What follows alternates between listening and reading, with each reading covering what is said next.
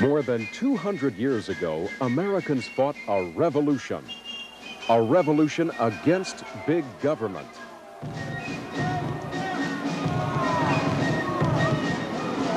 He has erected a multitude of new offices and has sent hither swarms of officials to harass our people and eat out their substance. George III and his bureaucrats taxed and controlled their lives until the people said, enough. And welcome to On Second Thought, the show where William Wagner gives you second thoughts about the corruption in our local, state, federal, and judicial family court systems. I'm Joyce Pierce, co-host for the evening, and now I give you the man in the white hat, Mr. William Wagner. And I am William J. Wagner, the host and producer, the guy in the white hat, the guy that likes to see public government officials held accountable for their crafty crimes, especially war crimes of the federal government. Today, I have the pleasure of bringing you the smiling faces. The startling truth. The startling truth, according to the sworn testimony of Michael Springman, an official at the Jeddah consulate during this period.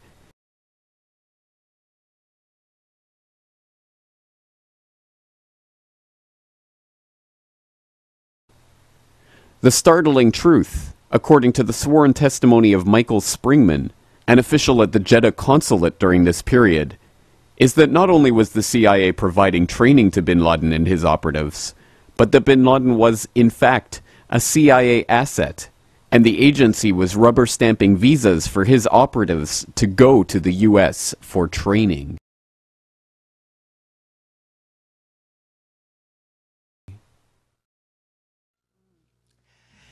And I had been told that this was a visa scam, and it certainly seemed that way to me. I was told, look who needs the money.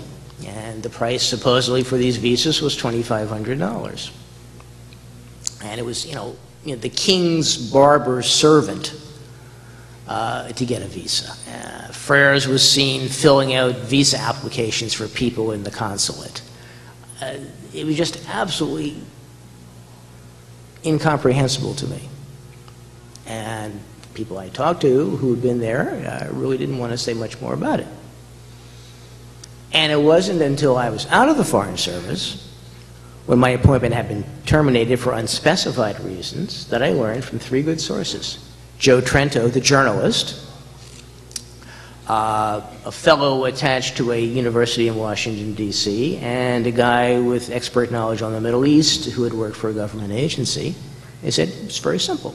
The CIA and its asset Osama bin Laden were recruiting terrorists for the Afghan war.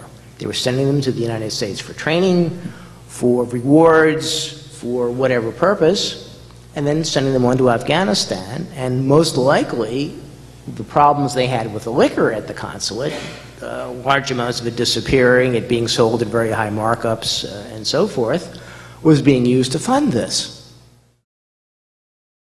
Perhaps not coincidentally, the U.S. consulate in Jeddah, from which the CIA was smuggling operatives for bin Laden in the 80s, was the very consulate from which 11 of the 9/11 hijackers were to receive visas to enter the U.S., many of them using a special fast-track program called Visa Express, which only began 4 months before 9/11.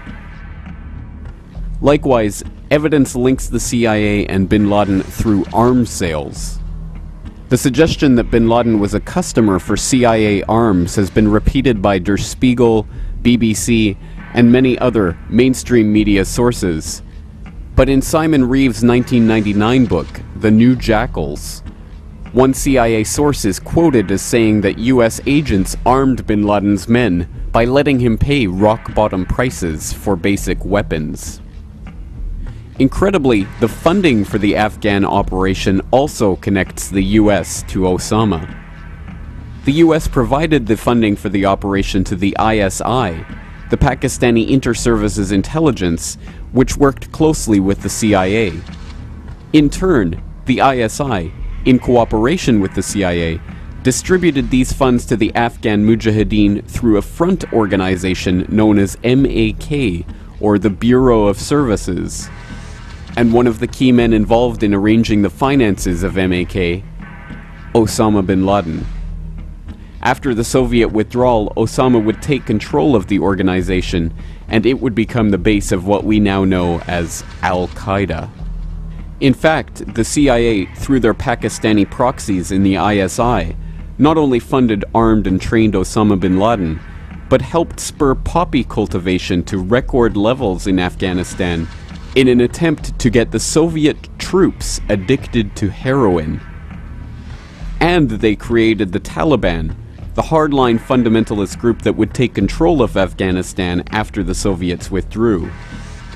And the Taliban government would become the only government in the world willing to harbor Osama bin Laden from 1996 onwards. The simple fact is that US involvement in Afghanistan from 1979 onwards implicates them in the founding, funding, and training of Osama bin Laden and other hardline militant Islamists. And as we shall see, the ties extend much further into the 90s and beyond. But what does Brzezinski, one of Obama's top advisors, think about this? Does he, in retrospect, admit the danger in having nurtured Al-Qaeda and the Taliban into existence? Does he regret American involvement in the region? In his 1998 interview with Le Nouvel Observateur, he stated, "What is most important to the history of the world, the Taliban or the collapse of the Soviet Empire? Some stirred up Muslims or the liberation of Central Europe and the end of the Cold War?"